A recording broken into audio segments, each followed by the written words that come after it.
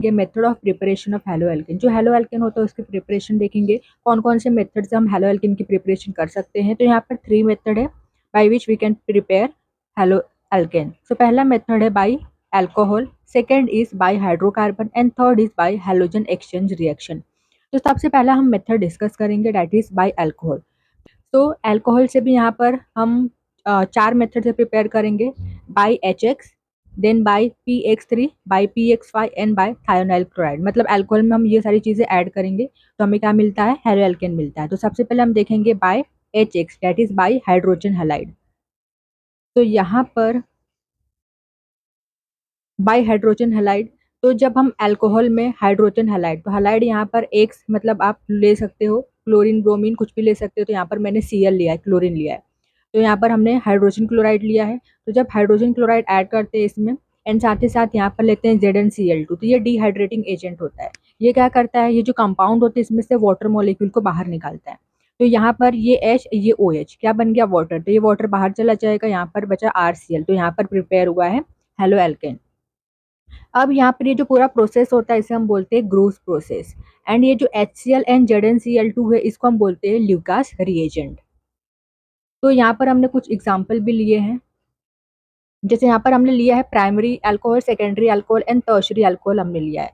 तो इसमें हमने ऐड करा है HCl एंड ZnCl2। तो क्या होगा, यहाँ से ये जो वाटर मॉलिक्यूल है ये निकल जाएगा, और जहाँ से OH, ये जो OH निकल रहा है ना, वहीं पर क्या होगा, वहीं पर हेलोजन ग्रुप ऐड हो जाएगा। तो देखिए यहाँ पर Cl ग्रुप अटैच हो गया है, ठीक है, ये Cl ग्रुप यहाँ पर अटैच हो जाएगा।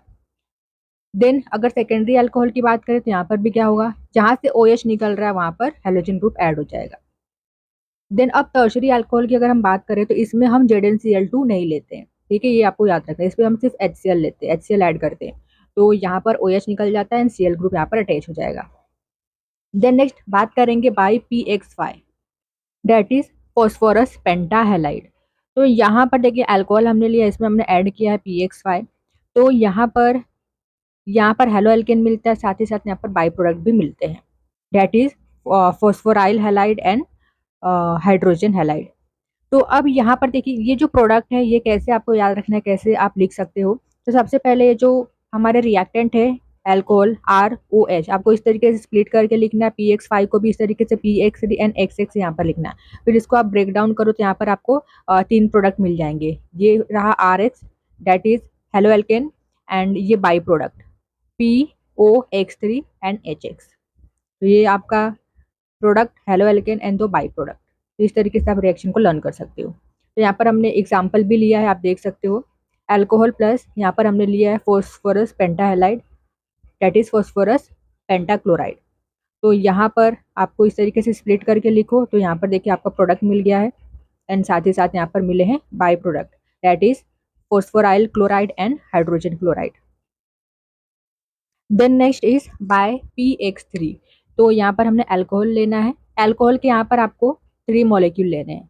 देन PX3 लेना है, तो यहाँ पर हमने X क्या लिया है, क्लोरीन लिया है। तो यहाँ पर क्या होगा, यहाँ पर आपको इस तरीके से, ये जो अल्कोहल है 3 टाइम है तो हमने ROH 3 टाइम लिखा है एंड PCl3 है।